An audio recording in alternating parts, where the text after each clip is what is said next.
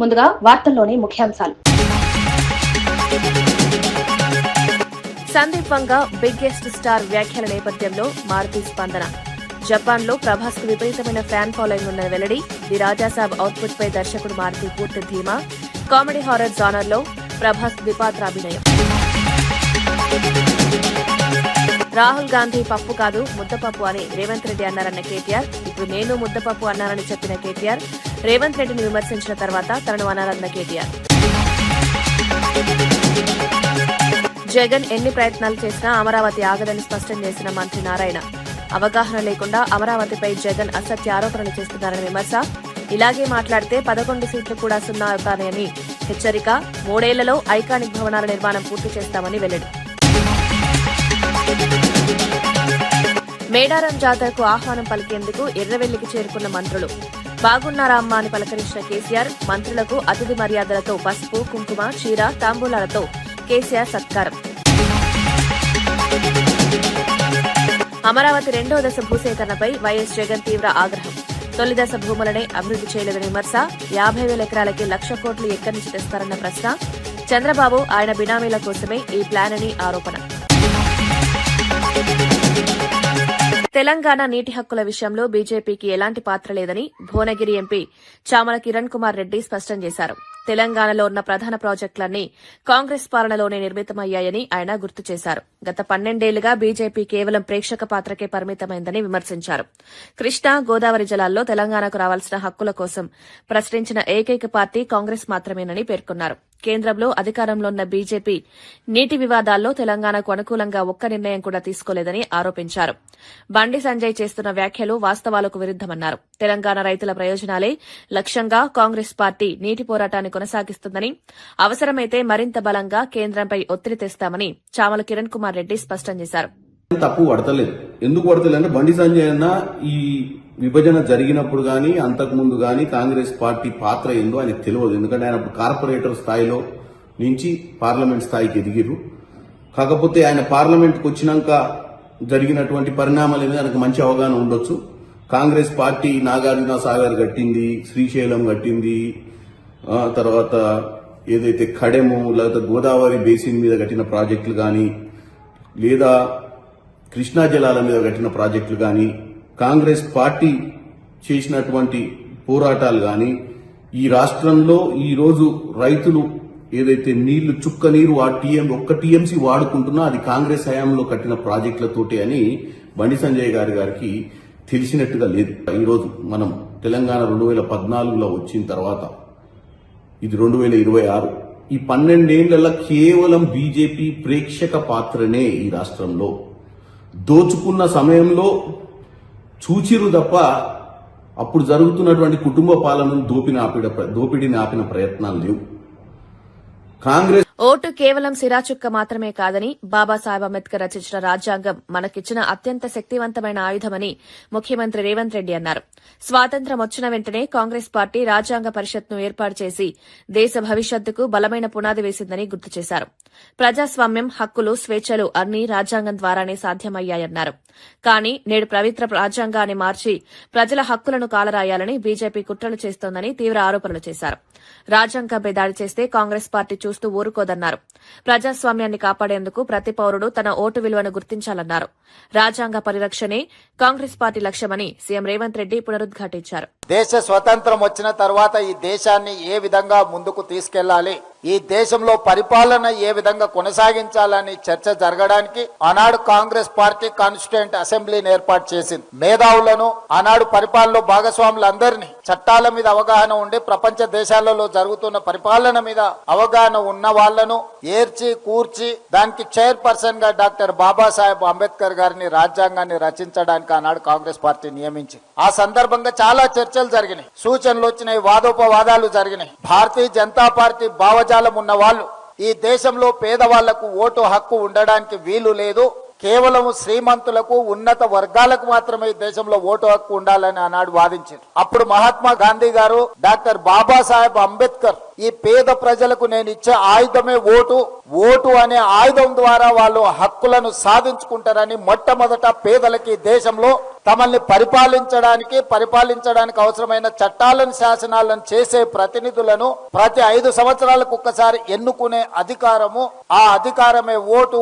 Vote అనే ఆయుధాన్ని ఆనాడు పేదలకు భారతీయ జనతా పార్టీ పూర్వాశ్రమంలో ఉన్న జనసంఘ కావచ్చు, ఆ వాసనలో ఉన్న వాళ్ళ యొక్క ఆలోచనకు వ్యతిరేకంగా ఆనాడు కాంగ్రెస్ పార్టీ, మహాత్మా గాంధీ గారు, డాక్టర్ బాబాసాహెబ్ అంబేద్కర్ గారు పేదలకు ఓటు హక్కు ఇచ్చి ఈనాడు ఉన్న రాజ్యాంగాన్ని మనకిచ్చింది. ఆ రాజ్యాంగాన్ని 75 సంవత్సరాలు పూర్తి చేసుకుంటున్న సందర్భంలో 2024 పార్లమెంట్ ఎన్నికల సందర్భంగా నరేంద్ర మోడీ గారి నాయకత్వంలో ఈ పేద ప్రజలకు అనుకూలమైన, పేద ప్రజలకు హక్కు కల్పించిన, పేద ప్రజలకు భద్రత కల్పించిన రాజ్యాంగాన్ని మార్చడానికి కుట్ర చేసి 400 సీట్లు మాకు ఇవ్వండి, మేము నూతన పరిపాలన తీసుకొస్తామని చెప్పి భారతీయ జనతా పార్టీ మేడారం మహాజాతర నేపథ్యంలో మాజీ ముఖ్యమంత్రి కేసీఆర్ ను జాతరకు ఆహ్వానించినట్లు మంత్రులు కొండా సురేఖ, సీతక్క తెలిపారు. సమ్మక్క సారలమ్మ జాతర కేవలం ఒక మతపరమైన వేడుక మాత్రమే కాకుండా ఆదివాసీ ఆత్మగౌరవానికి ప్రతీక అని పేర్కొన్నారు. ఈ మహాజాతరకు అన్ని వర్గాల ప్రజలు తరలివచ్చేలా ప్రభుత్వం విస్తృత ఏర్పాట్లు చేస్తోందన్నారు. రాజకీయాలకు అతీతంగా అందరినీ జాతరకు ఆహ్వానించడమే తమ ఉద్దేశమన్నారు. కేసీఆర్ పాలనలోనూ మేడారం జాతరకు ప్రాధాన్యత ఇచ్చారని గుర్తు చేశారు. సాంప్రదాయాలు, సంస్కృతి పరిరక్షణలో భాగంగా ఈ ఆహ్వానమిచ్చామని తెలిపారు. భక్తుల సౌకర్యం, భద్రతే ప్రధాన లక్ష్యంగా జాతర నిర్వహిస్తామని మంత్రులు స్పష్టం చేశారు.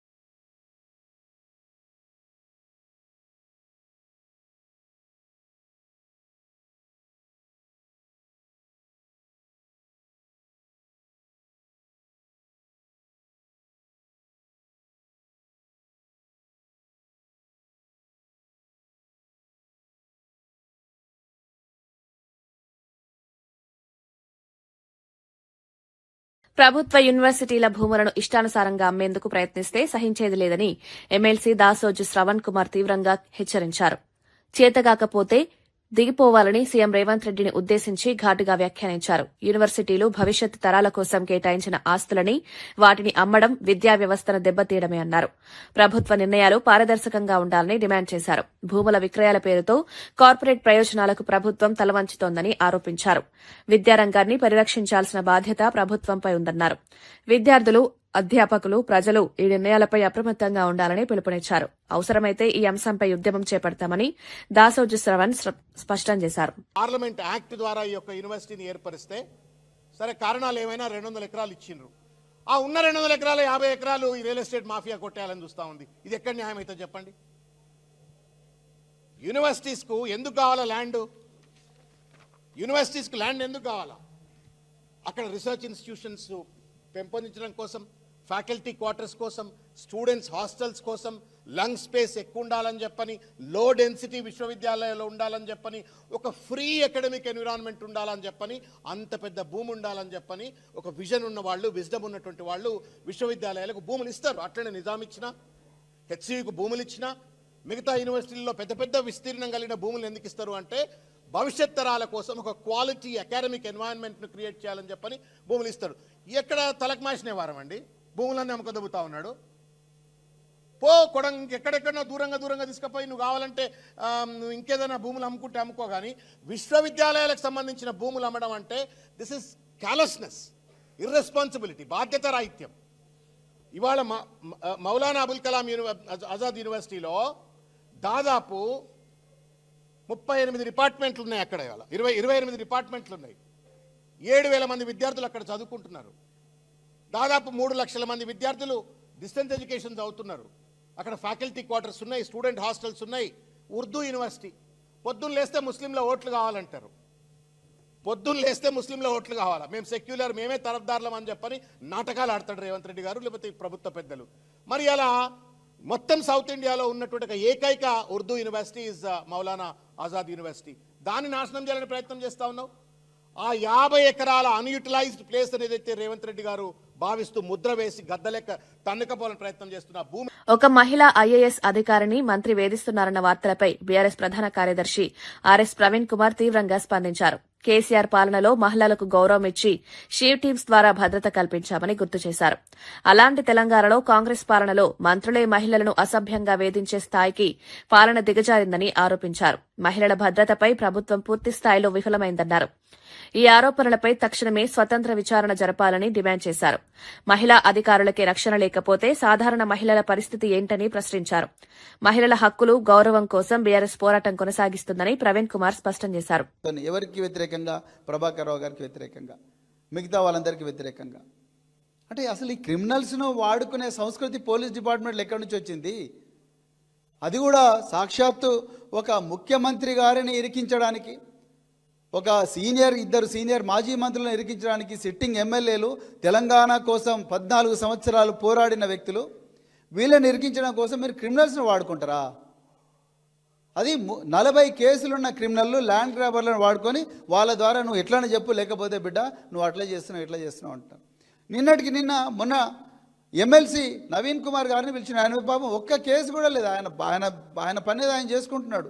ఆయనను 70 సంవత్సరాలు ఉండే వాళ్ళ ఫాదర్ మీద కూడా నోటీస్ ఇచ్చిండ్రు. ఏందండి ఇక్కడ పోతుంది అసలు ఇన్వెస్టిగేషన్? ప్రభాకర్ రావు గారి అబ్బాయి నిశాంత్ అని ఉంటాడు, ఆ పిల్లగాని మీద కూడా నువ్వు వస్తావా రావా అని చెప్పి 9 గంటల ఇన్వెస్టిగేషన్. దాని తర్వాత మళ్ళీ వాళ్ళ ఫ్రెండ్స్ ఉంటే వాళ్ళని కూడా పిలిపించి వాళ్ళతో ఇంట్రాగేషను. తర్వాత రిటైర్డ్ ఆఫీసర్లు ఎవరైనా ఉంటే retired IAS officer, retired IPS officer అందరూ పిలిపించి మీరు స్టేట్మెంట్ ఇస్తారా అయ్యారా అని బెదిరింపులు. అదేవిధంగా ప్రభాకర్ రావుతో పనిచేసిన కానిస్టేబుల్స్, హోంగార్డ్స్ ఎవరైనా ఉంటే, వాళ్ళ డ్రైవర్స్ ఉంటే వాళ్ళని కూడా పిలిపించి బిడ్డ మీరు ఇస్తారా అయ్యారా స్టేట్మెంట్లో అని బెదిరింపులు. ఒకవేళ ట్యాపింగ్లో ఏవైనా అక్రమాలు జరిగి ఉంటే దాని మీద చట్టబద్ధంగా యాక్షన్ తీసుకోమని మేమే చెప్తున్నాం కదా. మేము ఇప్పుడు కాదన్నామా? Tapping is allowed by law. చట్ట ప్రకారం ట్యాపింగ్ చేయొచ్చు. భారత ప్రభుత్వం చేస్తుంది, రాష్ట్ర ప్రభుత్వాలు చేస్తాయి, చట్టమే చెప్తున్నది. ఒకవేళ దాన్ని వాడుకొని ఎవరైనా దందాలు చేసినా, లేకపోతే ఎవరైనా బెదిరింపులు చేసినా, ప్రైవేట్గా లబ్ధి పొందినా అది నేరం. దాని ప్రకారం మీరు ఐటీ యాక్ట్ కింద కేసు బుక్ చేయండి, వాళ్ళ మీద చట్ట ప్రకారం చర్యలు తీసుకోండి. ఇప్పుడు దాని కింద నువ్వు ఆ విధంగా చేసినా కూడా 3 సంవత్సరాల కన్నా ఎక్కువగా శిక్షలు లేవు ఐటీ యాక్ట్ ప్రకారం. ఈ శిక్షలు లేవని తెలివిగా రేవంత్ రెడ్డి ప్రభుత్వం ఏం చేసిందా అంటే వీళ్ళను సైబర్ టెర్రరిస్టులుగా తీర్చిదిద్దిండ్రు. సైబర్ టెర్రరిస్టులుగా నింద మోపిండ్రు. ఎవరి మీద? ఇగో ఈయన మీద. ఈయన సైబర్ టెర్రరిస్ట్ అంట. తెలంగాణ ప్రజలు చూడాలి. ఈయన cyber terrorist. 66F IT act ప్రకారం ఈయన సైబర్ టెర్రరిస్టు. దేశం కోసం ఎంతో త్యాగం చేసి అనారోగ్యంగా ఉన్నా కూడా పనిచేసిన ఇతను ఇప్పుడున్న డీజీపీ గారి దగ్గర పనిచేసిండు, అంతకుముందు మహేందర్ రెడ్డి గారి దగ్గర పనిచేసిండు, చంద్రబాబు నాయుడు గారు ముఖ్యమంత్రిగా ఉన్నప్పుడు పనిచేసిండ్రు, అదేవిధంగా కిరణ్ కుమార్ రెడ్డి గారు ఉన్నప్పుడు పనిచేసిండ్రు, కేసీఆర్ గారి దగ్గర పనిచేసిండ్రు. ఇంతమంది దగ్గర పనిచేసిన ఈయన ఎన్నో పథకాలు సజిగిన సైబర్ టెర్రరిస్ట్ అంట. A1. అసలు సైబర్ టెర్రరిజం అంటే ఏంటి? ఈ దేశంలో నెట్వర్క్, రైల్వే నెట్వర్క్ కావచ్చు, ఎయిర్లైన్స్ నెట్వర్క్ కావచ్చు, లేకపోతే గవర్నమెంట్ వెబ్సైట్స్ కావచ్చు, గవర్నమెంట్ డేటా సెంటర్స్ కావచ్చు, NIC డేటా సెంటర్స్ కావచ్చు, పవర్ గ్రిడ్స్ కావచ్చు, రోడ్ నెట్వర్క్స్ కావచ్చు, టాల్ గేట్స్ కావచ్చు, ఇంకేమైనా హాస్పిటల్ నెట్వర్క్స్ కావచ్చు, వీటన్నిటినీ హ్యాక్ చేస్తే అది సైబర్ టెర్రరిజం అవుతుంది. ఆ నెట్వర్క్స్ని డిస్ట్రాయ్ చేస్తే సైబర్ టెర్రరిజం అవుతుంది. డేటా సెంటర్లను డిస్ట్రాయ్ చేస్తే సైబర్ టెర్రరిజం అవుతుంది. బ్యాంకులను డిస్ట్రాయ్ చేస్తే సైబర్ టెర్రరిజం అవుతుంది. ఈయన దేశాన్ని రక్షించిండండి. ఇతను దేశాన్ని రక్షించిండు. ఈయన చేసిన నేరం ఎంత ఏందా అంటే ఇప్పుడు ఆయన నోటి ద్వారా కేసీఆర్ గారి పేరు రావట్లేదు, అందుకొరకు కేసీఆర్ గారి పేరు రావాలి, హరీష్ రావు గారి పేరు రావాలి, కేటీఆర్ గారి పేరు రావాలి, అర్జెంటుగా వాళ్ళని జైల్లో పెట్టాలి. అది రేవంత్ రెడ్డి గారు ప్రతీకార వంచతోని రగిలిపోతా ఉన్నారు. అందుకొరకే అప్పుల అంశంలో ఎన్నికల ముందు నుంచి ఇప్పటి వరకు చంద్రబాబు నాయుడు అబద్దాలే చెప్తున్నారని వైఎస్సార్సీపీ అధ్యక్షుడు వైఎస్ జగన్ తీవ్రంగా విమర్శించారు. తాము ప్రతి సంవత్సరం సంక్షేమ క్యాలెండర్ విడుదల చేస్తే చంద్రబాబు మాత్రం అప్పులు తెచ్చుకోవడానికి క్యాలెండర్ విడుదల చేస్తున్నారని ఎద్దేవా చేశారు. కూటమి ప్రభుత్వం అధికారంలోకి వచ్చిన తర్వాత ప్రజలకి బాదుడే బాదుడు పెరిగిందన్నారు. ఖజానాకు రావాల్సిన నిధులు ప్రజల సంక్షేమానికి ఉపయోగపడకుండా కూటమి నేతల జేబుల్లోకి వెళ్తున్నాయని ఆరోపించారు. గత వైఎస్సార్సీపీ పాలనలో సంక్షేమ పథకాలు నేరుగా ప్రజలకు అందాయని గుర్తు చేశారు. కానీ ప్రస్తుతం అప్పుల పేరుతో ప్రజలను భయపెడుతూ పాలన సాగిస్తున్నారని విమర్శించారు. ప్రజలు నిజాలను గుర్తించి తగిన సమయంలో సమాధానం చెప్తారని జగన్ స్పష్టం చేశారు. లేదు, పైగా వైఎస్ఆర్సీపీ ప్రభుత్వంలో అమలవుతా ఉన్న స్కీములన్నీ రద్దు, పైగా ఫీజు రీఇంబర్స్మెంట్ దిక్కులేదు, విద్యా దీవెన వసతి దీవెన గాలికి ఎగిరిపోయింది, పైగా ఆరోగ్యశ్రీ గాలికి ఎగిరిపోయింది, రైతులకు దిక్కు లేదు, చదువుకుంటున్న పిల్లలకు దిక్కు లేదు, అక్క చెల్లెమ్మలకు దిక్కు లేదు, ఉద్యోగులకు దిక్కు లేదు. ఉద్యోగులకు కూడా దాదాపు 30,000 కోట్లు బకాయిలు, 4 డిఏలు పెండింగ్, పిఆర్సీ లేదు, ఐఆర్ లేదు, సరెండర్ లీవుల గురించి దీని గురించి అసలు చెప్పాల్సిన పనుల. మరోవైపు ప్రజల మీద విపరీతంగా బాదుడే బాదుడు. 29/11/2024 9,412 కోట్లు బాదుడు. FPPCA true up order dated 29/11/2024. FPPCA true up order dated 25/10/2024 మరో 6,072 కోట్లు. FPPCA true up order dated 27/9/2025 మరో 1,863 కోట్లు. Provisional FPPCA charges during this financial year 0.04 paise per kilowatt hour estimated మరో 2,787 కోట్లు. ఈ 2 ఏళ్ల కాలంలోనే చంద్రబాబు నాయుడు గారు 20,135 కోట్ల రూపాయల ఎలక్ట్రిసిటీ ఛార్జెస్ బాదుడే బాదుడు. రిజిస్ట్రేషన్ ఛార్జీలు 50% పెంచినాడు. భూములు కొనాలంటే షాక్ కొట్టించే పరిస్థితి. గ్రామాల్లో ప్రజలు త్రాగునీటి పైన ఛార్జీలు వసూలు చేస్తా ఉన్నారు. లేటెస్ట్ గా వెహికల్స్ మీద రోడ్ సెస్ అంట. అక్కడేమో జీఎస్టీ తగ్గించింది కేంద్ర ప్రభుత్వం, ఇక్కడ చూస్తే అక్కడ తగ్గింది కాస్త ఈయన రీస్టోర్ చేస్తూ రోడ్ సెస్ అంటున్నాడు. కొత్తగా వెహికల్స్ కొన్నోడు రోడ్ సెస్ కట్టాలంట, అక్కడ తగ్గించింది ఇక్కడ వీళ్ళు పెంచేసినారు. అన్ని రకాల రోడ్లకు టోల్ గేట్లు పెట్టి వసూలు చేయడం ఒక వడ్డనైతే, మరో రూపంలో రోడ్ సెస్ పేరిట వాహనాల మీద వడ్డిస్తా ఉన్నారు. రాష్ట్రంలో జరుగుతూ ఉంది.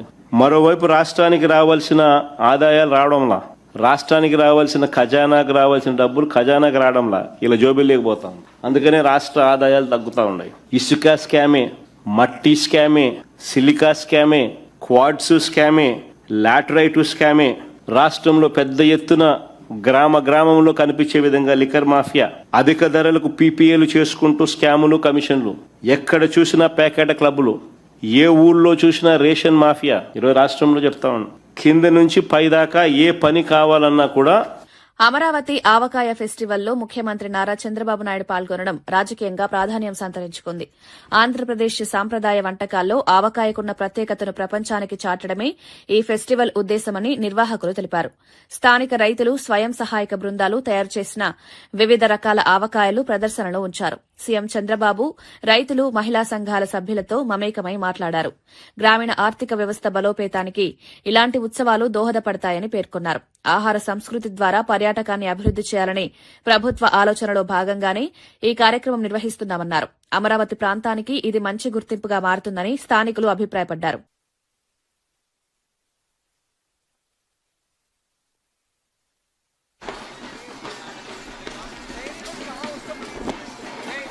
రాజస్థాన్ నుంచి వచ్చినటువంటి ఈ పపెట్స్ ని మనం చూస్తున్నాం. అందులో ఉన్నటువంటి కళాకారులకి మనం గట్టిగా చప్పట్లతోటి అభినందనలు తెలియజేయాలి. All the way from Rajasthan.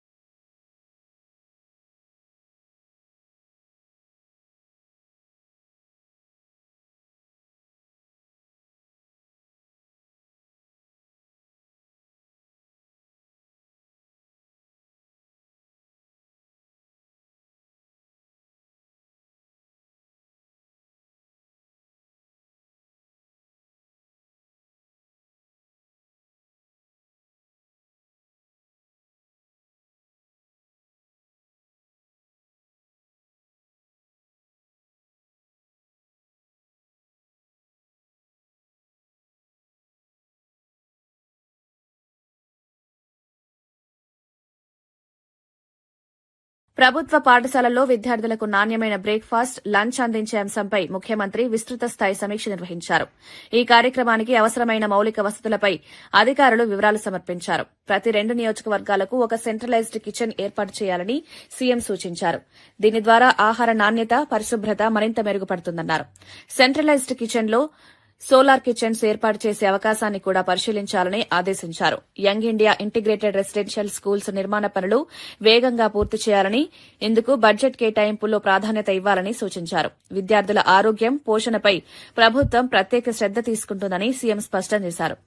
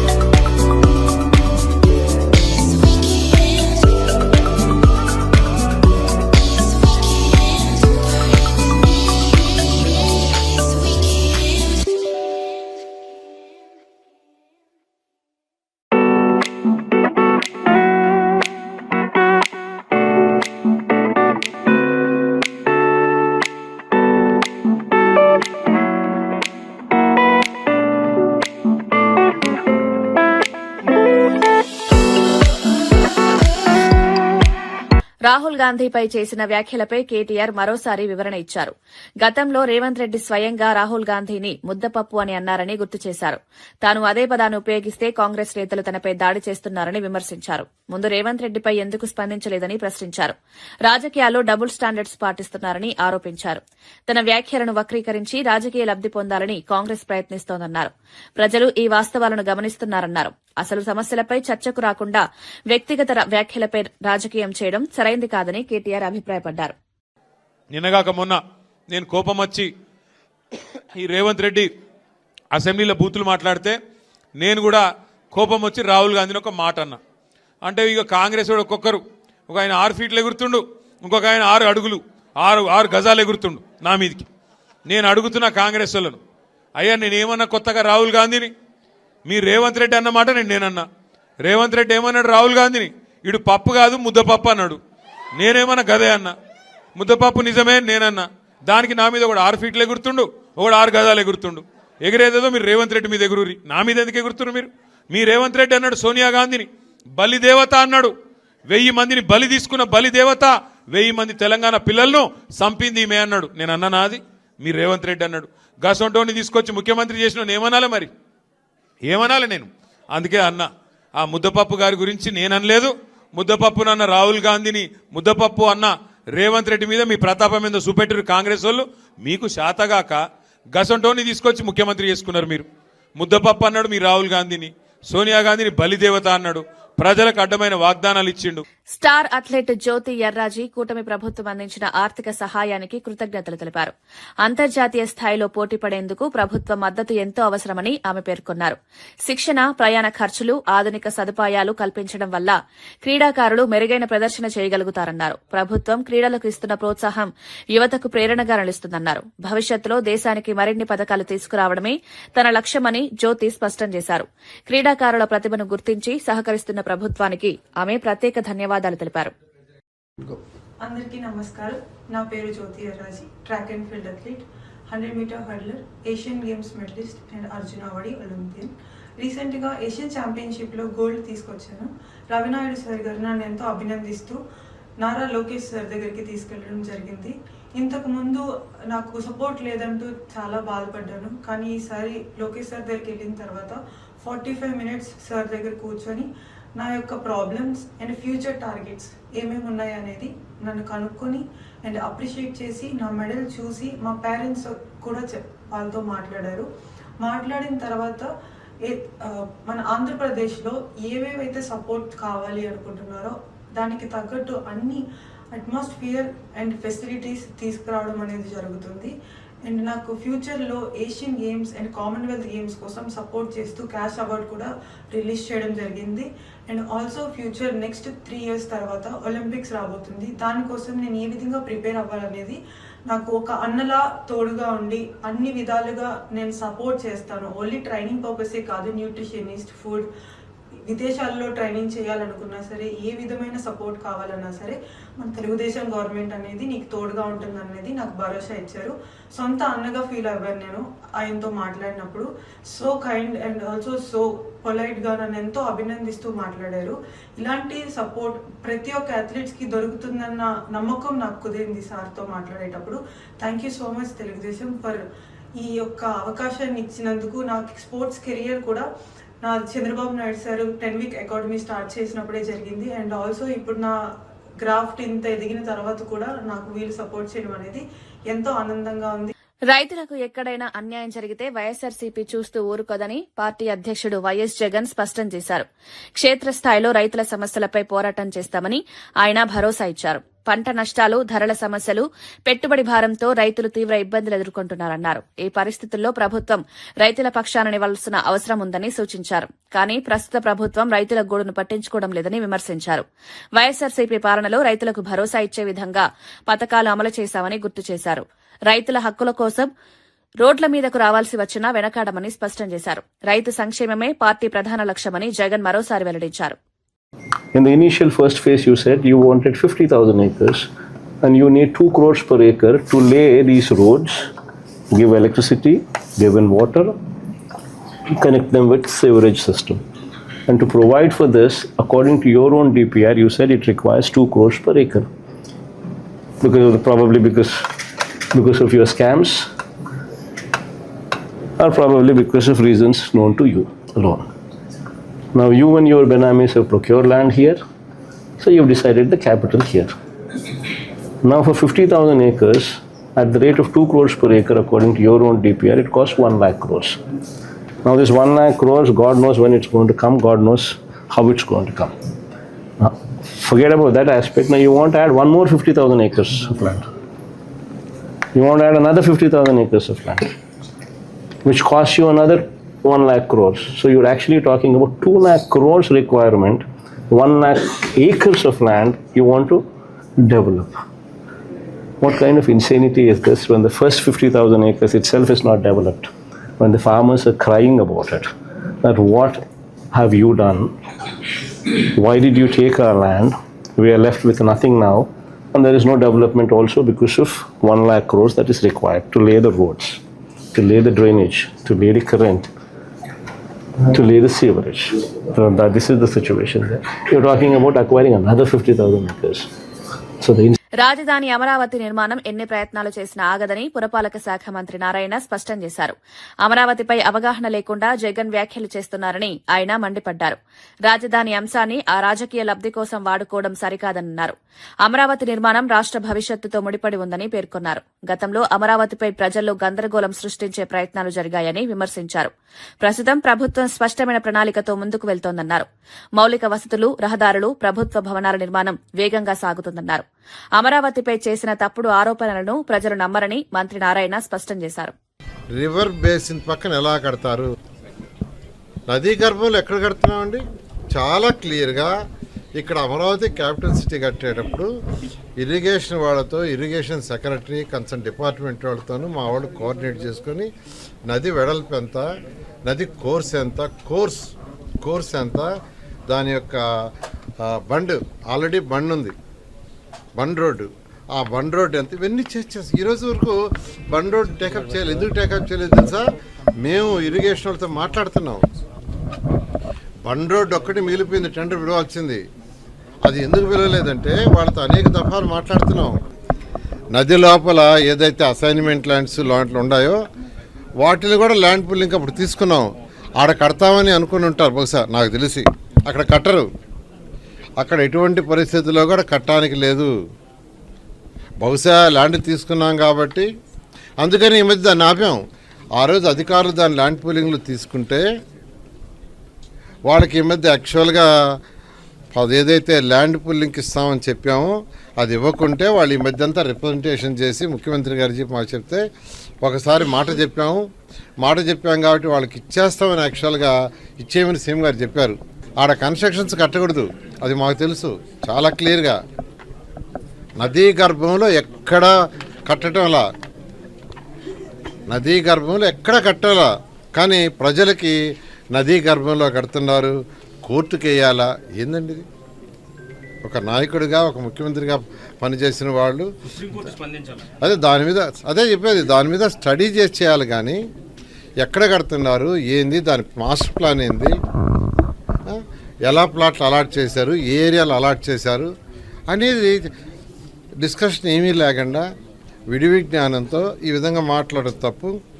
అదే తెలుసుకోవాలా, యాక్చువల్గా రివర్ బెడ్ అంటే ఏంది, రివర్ బేసిన్ అంటే కూడా తెలుసుకోవాలి. అందుకే అదే చెప్పింది, స్టడీ చేయాలంటున్నా. ప్రభాస్ నటిస్తున్న స్పిరిట్ సినిమాకు సంబంధించిన పోస్టర్పై సోషల్ మీడియాలో జరిగిన చర్చకు దర్శకుడు సందీప్ రెడ్డి వంగా స్పందించారు. ప్రభాస్ ను బాహుబలి తర్వాత ఎలా ప్రజెంట్ చేయాలా అనే అంశంపై చాలా ఆలోచించి ప్రస్తుత లుక్ ను ఎంపిక చేశామన్నారు. పోస్టర్లో ప్రభాస్ చేతిలో ఉన్నది గ్లాస్ కాదని 1 లీటర్ బాటిల్ అని స్పష్టం చేశారు. కానీ అది గ్లాస్ లా కనిపించడంతో అనవసర చర్చ మొదలైందన్నారు. పోస్టర్లో తెలుపు రంగు ఎక్కువగా హైలైట్ కావడం వల్ల ఆ బాటిల్ అందరి దృష్టిని ఆకర్షించిందన్నారు. ఈ లుక్ కథకు అనుగుణంగా ఉంటుందని, సినిమాలో పాత్రను బలంగా చూపించేందుకు ఇలా డిజైన్ చేశామన్నారు. ప్రేక్షకులు కథను చూసిన తర్వాత స్పష్టత వస్తుందని వంగా అన్నారు. Ask about spirit. That's a 1 liter bottle. 1 liter bottle looking like a glass itself. इनके हाथ में वो glass लग रहा है. It's a bottle. It's all. I think it's a 1 liter bottle. Nice, good size. You know, I also, sorry to cut you off, I also saw a lot of memes where people spoke about how you act with your hands. Okay. And I've seen that happening in Raja Saab, and I feel like exactly in Spirit, people literally picked up. Spirit. No, like, Finish yeah. that, then okay, okay. No, I was saying exactly in. Okay, so a lot of people talk about how you sort of act with your hands, and I feel like in Spirit it was also captured because people can't stop talking about how, you know, that big bottle was held literally like a glass. And everybody is confused as to what was that. Yeah, लोगों को लग रहा था railing के ऊपर और एक glass है. लोगों को लग रहा है husband and wife are drinking.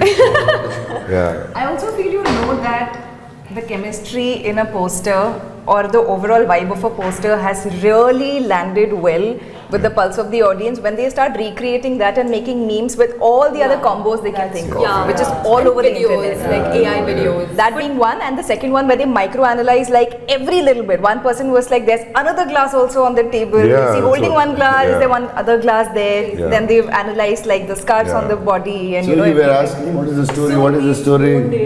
Yeah. His wife is lighting the Hey, why we are cigarette. No, it's okay. We want to know that. No, we're curious. They were like very curious. They were eating my head. He's Let them ask. shirtless. घर पे था ना shirtless वाला. अच्छा. और ऊपर से wounded भी है. Yeah. So that's why she was also lighting the cigarette. Yeah. I thought that was quite cool. But why is she lighting? That will lead to a nice scene, like when you see it's a surprise. Interesting. Yeah. Really looking forward, honestly. Thank you. Rayalaseema lift irrigation అంశంపై జగన్ చేసిన వ్యాఖ్యలకు మంత్రులు Payyavula Keshav, BC Janardhan Reddy తీవ్రంగా స్పందించారు. జగన్ చేపట్టింది lift irrigation కాదని, Rayalaseema theft irrigation అని పయ్యావుల కేశవ్ మండిపడ్డారు. డీపీఆర్ పేరిట 900 కోట్ల రూపాయలు మళ్లించారని ఆరోపించారు. ఒకసారి లిఫ్ట్ స్కీమ్ అని, మరోసారి చెన్నైకి తాగునీరిచ్చే స్కీమ్ అని జగన్ విభిన్న ప్రకటనలు చేశారని విమర్శించారు. గత ప్రభుత్వంలో 102 రాయలసీమ ప్రాజెక్టులను నిలిపివేస్తూ ఉత్తర్వులు జారీ చేయలేదా అని ప్రశ్నించారు. సీమలో ఒక్క ప్రాజెక్టు కూడా ముందుకు సాగకుండా చేసిన జగన్ ఇప్పుడు కపట ప్రేమ చూపిస్తున్నారని ఆగ్రహం వ్యక్తం చేస్తున్నారు. అది నువ్వు చేసుకుంటున్నానని చెప్పి నువ్వు నీ ప్రభుత్వంలో అధికారికంగా ఎన్జీటీకి none other than the chief సెక్రటరీతో సంతకం పెట్టించావు. We're doing only preparatory work for DPR investigation but not the main work. ఈ రాయలసీమ ప్రాజెక్ట్ చేశామని చెప్పి ఎంత డైవర్ట్ చేశారు దీంట్లో నుంచి? 900 కోట్లు పేరు పెట్టి పిఎఫ్సి దగ్గర నుంచి డబ్బులు తీసుకొచ్చారు. డబ్బులు రావాల్సింది ఎక్కడికి? ఆంధ్రప్రదేశ్ ప్రభుత్వానికి. కానీ ఆ డబ్బులు ఆంధ్రప్రదేశ్ ప్రభుత్వానికి రాలేదు. అందుకనే నేను చెప్పాను అది రాయలసీమ థెఫ్ట్ ఇరిగేషన్ స్కీమ్ అయింది, లిఫ్ట్ ఇరిగేషన్ స్కీమ్ కాదు. పోనీ నువ్వు ఏం చేసినా చిత్తశుద్ధితో ఆ ప్రాజెక్ట్ కంప్లీట్ చేసా ఏదో రూపంలో చేస్తావా చేయవా నీకు ఒక ఆలోచన ఉంది, మాకు ఒక ఆలోచన ఉంది. పోనీ దాన్నైనా చేసావా? అదే 1200 కోట్లు పెట్టి చంద్రబాబు నాయుడు గారు 1 సంవత్సరంలో ప్రాజెక్ట్ కంప్లీట్ చేశాడు. నువ్వు వెళ్ళి ఈరోజు ప్రెస్ మీట్లో ఏమంటున్నావు? రాయలసీమ లిఫ్ట్ ఇరిగేషన్ మీద చంద్రబాబు నాయుడు గారు కేసులు వేశారని. కేసులు వేసింది ఎవరు? తెలంగాణ ప్రభుత్వం, నీ మిత్రుడు. అటు కేసీఆర్ గారు, హరీష్ రావు గారు నీ మీద 2020లో వేశారు. నిన్న మొన్న ప్రెస్ మీట్ పెట్టి ఆయన డాక్యుమెంట్లతో సహా చూపించాడు. మేము స్టే తీసుకొచ్చాం దాని రాయలసీమ లిఫ్ట్ ఇరిగేషన్ మీద అని. ఇప్పుడు చెప్పండి, చీకటి ఒప్పందాలు ఎవరికి ఉన్నాయి? ఈ రాష్ట్ర ప్రయోజనాల్ని తాకట్టు పెట్టింది ఎవరు? రాష్ట్రం కోసం అనుక్షణం తపన పడేటువంటి చంద్రబాబు నాయుడు గారు ఒకవైపు, ఆ ప్రాజెక్టుల పేరుతో ప్రజల్ని మోసం చేసింది నువ్వు మరోవైపు. ప్రజల జీవితాలతో ఆడుకొని ఈరోజు మళ్ళీ కబుర్లు చెప్తున్నాం, వచ్చేది మేమే అని. ఎక్కడికి వస్తావు? పంపించారు నీకు. వైనాట్ 175 నుంచి ఎక్కడికి తీసుకొచ్చారు? 11కి తీసుకొచ్చారు. ఇదే విధంగా ఇప్పటికైనా ఆఖరికి అసెంబ్లీకి రాకుండా పారిపోయారు. అసెంబ్లీలో మీకు బాధ్యత లేదా? మళ్ళీ వచ్చి మాట్లాడండి రాయలసీమ మీద. అసెంబ్లీలో చర్చ మొదలు పెడదాం. పంపించు మీ ఎమ్మెల్యేలను.